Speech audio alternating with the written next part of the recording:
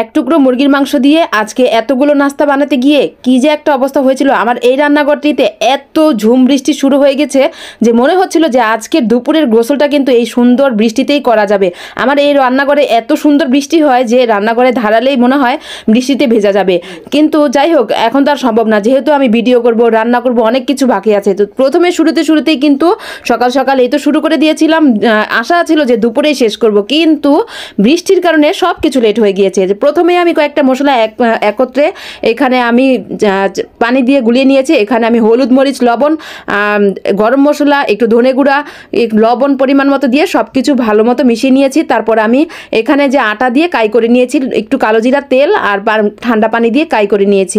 তো যাই হোক এখন আমি কিন্তু এই তো পেঁয়াজটা দিয়ে দিয়েছি তেলে, তারপর আমি এখানে একটু টমেটো দিয়েছি, তারপর আমি এই যে মশলাটা মাখিয়ে রেখেছিলাম সেটা দিয়ে দিয়েছি। এটা আমি মিনিমাম আধা ঘন্টার মতো রেখে দিয়েছিলাম। দেখেন রোদের অবস্থাটা একবার ভিডিওতে ফলো করবেন সবাই, যে রোদের কি অবস্থা, একবার রোদটা আসে একবার যায়, মানে কি যে একটা অবস্থা, মানে ভয় ছিলাম বৃষ্টিটা কখন শুরু হয়ে যায়।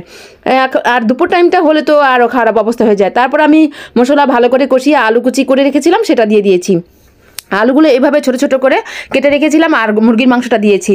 তো মুরগির মাংস দিয়ে ভালো করে এগুলো কিন্তু একেবারে ভাজা ভাজা করে দিব, তাই আমি একটু কম পানি দিয়েছি, কারণ এগুলো আমি রান্না করব না, একদম ভাজা ভাজা করে ফেলবো এই রান্নাতেই। আর এটা ভাজতে ভাজতেই কিন্তু আবহাওয়া আরও বেশি খারাপ হয়ে গেছে। দেখেন একদম রোদটা এখনই চলে গিয়েছে, রোদটা চলে গিয়েছে, মানে আমার ভিতরে একটা ভয় কাজ করেছিল যে কখন আবার বৃষ্টি আসে। আবার রোদ উঠে গিয়েছিল, মানে এই রোদ এই বৃষ্টি।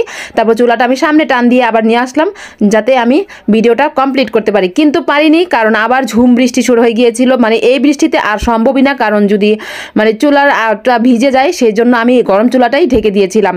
তো সবার কাছে একটি অনুরোধ, আমার চ্যানেলটি ভালো লাগলে অবশ্যই সবাই আমার চ্যানেলটিতে একটি সাবস্ক্রাইব করে আসবেন, আমার পেজটিতে একটি ফলো দিয়ে আসবেন, অবশ্যই সবাই লাইক দিয়ে তারপর কমেন্ট করবেন কেমন হয়েছে আমার আজকের ভিডিওটি আর রেসিপিটি, অবশ্যই সবাই একবার হলেও ট্রাই করবেন। তো এইদিকে সন্ধ্যা হয়ে গেছে, সন্ধ্যার পরে আমি আবার বানানো শুরু করে দিয়েছি, কারণ এখন তো আর বৃষ্টি তেমন আসেনি, একটু অল্প অল্প বৃষ্টি পড়ছিল, তাও ওই পাশ দিয়ে, তাও আমি চেষ্টা করছিলাম। তো আমি এখন রুটির আকারে বানিয়ে নিব, একটা রুটি দিয়ে আমি 2টা করে বানাবো, এভাবে আমি অনেকগুলো বানিয়ে ফেলবো, খুবই সহজ।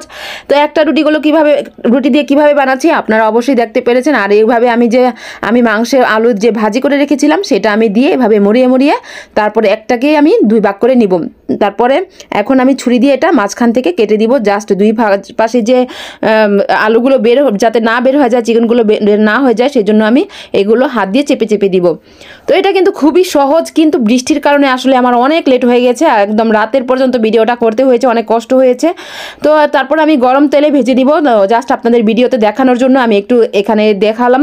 তো বৃষ্টি কিন্তু এখনও হচ্ছে, দেখেন আমি একটু এই এক সাইডে আমার যেখানে বৃষ্টি না পড়ে সেখান দিয়ে কোনো মতো ভিডিওটা করেছি, তারপর আমি গরম তেলে দিয়ে দিয়েছি কোনো মতো আপনাদের ভিডিওতে দেখানোর জন্য।